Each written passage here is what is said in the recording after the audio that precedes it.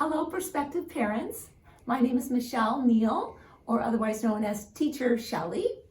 I'm in my Sunbeam classroom, one of the classrooms at A Child Becomes Preschool. I'm the founder, began back in 1989 in the basement of my home with 12 students, and since then we have grown to almost 100 students coming part-time and a staff of 15. I'm quite proud of our school. It's been many years of educating and making a difference in young lives, and most of all, I look forward to coming to work every single day. So I'd like to tell you a little bit about our philosophy and about us and our teaching. And by the way, I have one of our pets in the Sunbeam classroom. This is Toot, a guinea pig.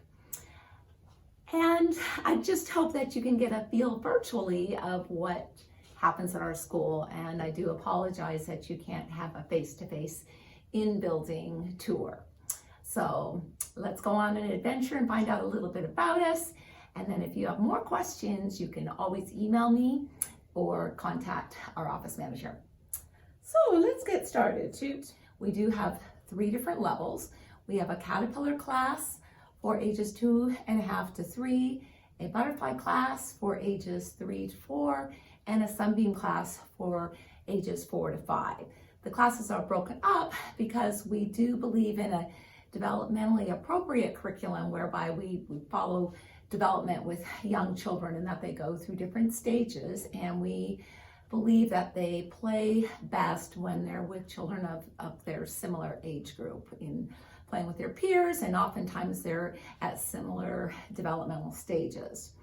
We also believe that children need lots of time for autonomy and choice, and so if some children are more advanced than others, we do offer those opportunities too. So we do group them together by age, but if some children are more advanced, we offer opportunities for them to grow and learn at their level. I'd like to answer a few questions that I anticipate you'd be wanting to have answered. So let's begin with the first question. So can you tell us a little bit about the name of your school, how it came about, and how it speaks to your philosophy?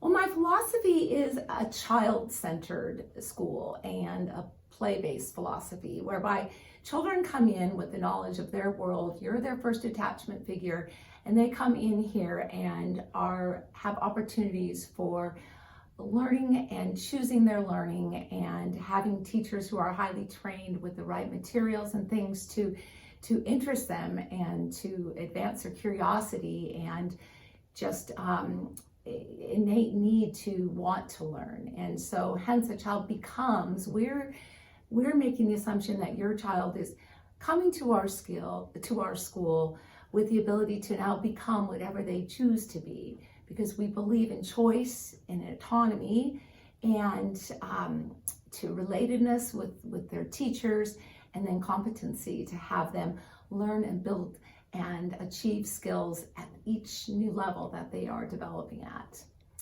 Hence the name A Child Becomes. Is it true that that comes from a poem by Walt Whitman? Yes, it is. A child hence goes forth into the world and sees an object, and that object he becomes for minutes, moments, for part of a day, or for part of a year, or for a cycle of years. Very nice, thank you. Tell us what your mission statement is for the school.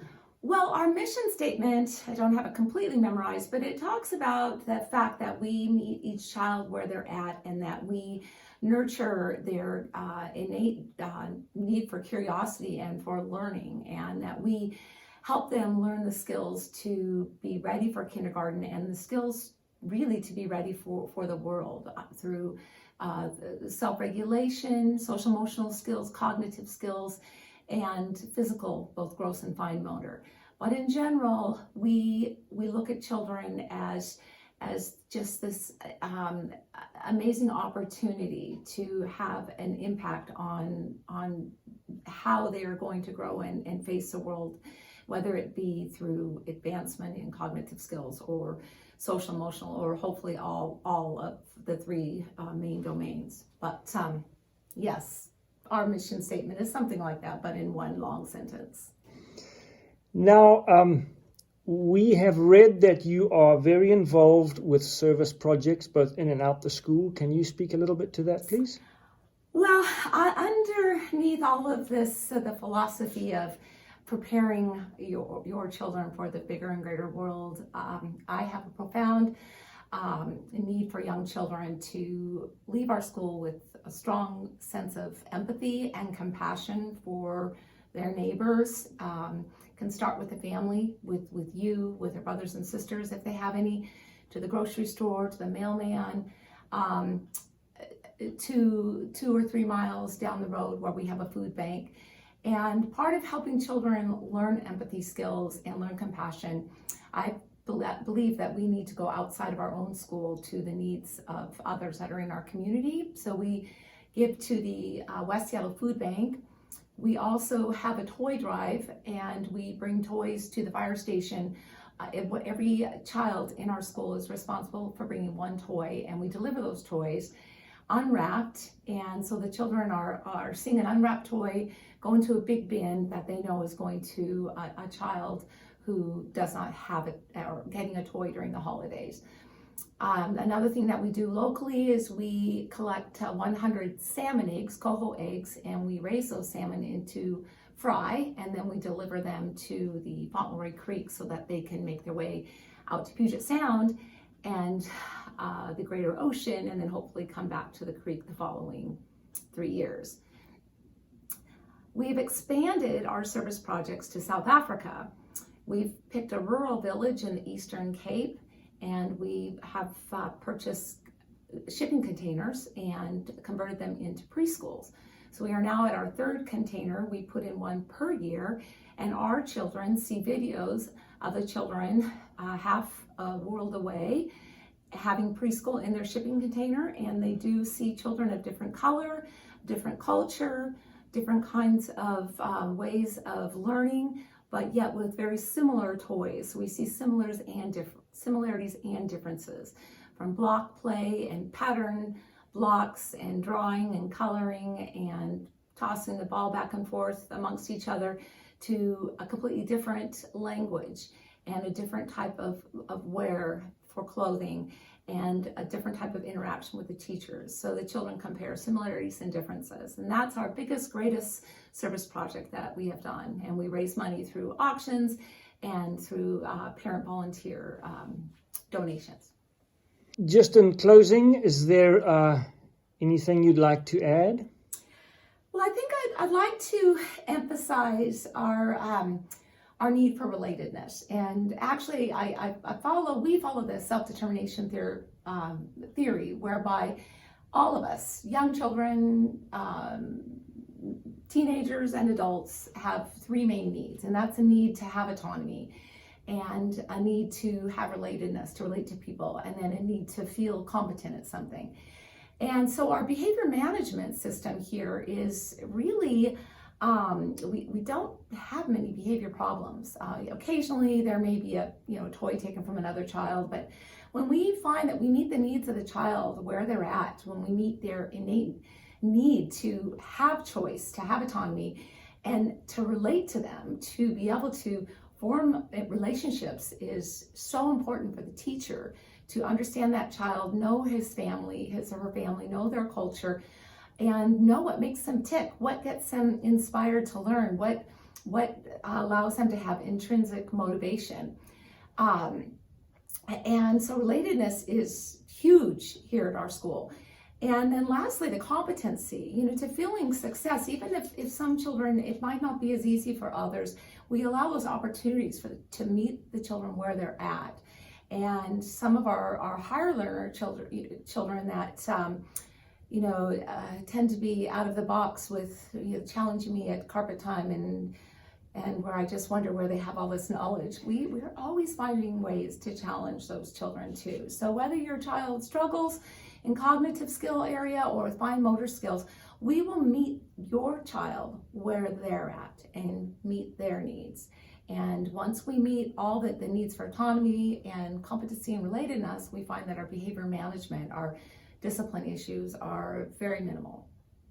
And I'd also like to mention that we have our parent communication opportunities through a weekly bulletin and through a monthly newsletter. And we want to let you know everything that's happening in the classroom, so you can also relate to your child about a story that's being read.